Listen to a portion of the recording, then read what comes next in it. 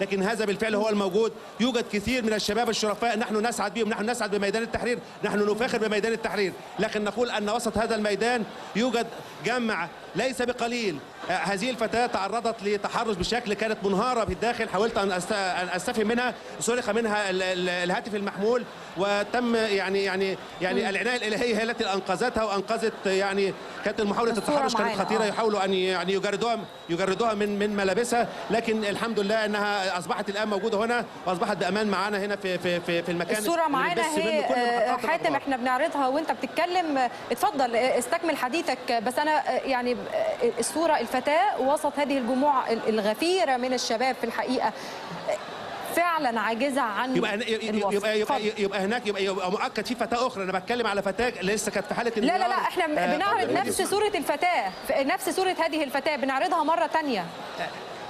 هي فتاة نحيفة طويلة شعرها أسمر. نعم صحيح، عرضناها مرة ثانية. من السن ال 25 ل 30 سنة.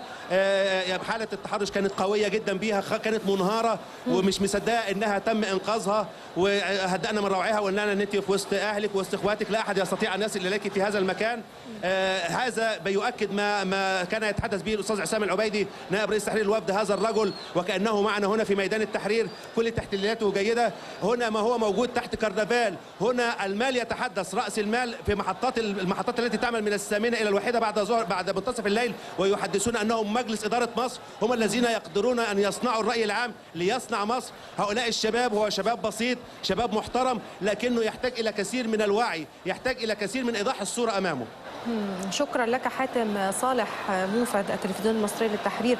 صورة أعتقد أنها ستسيء جدا لسمعة ميدان التحرير عند العالم. يعني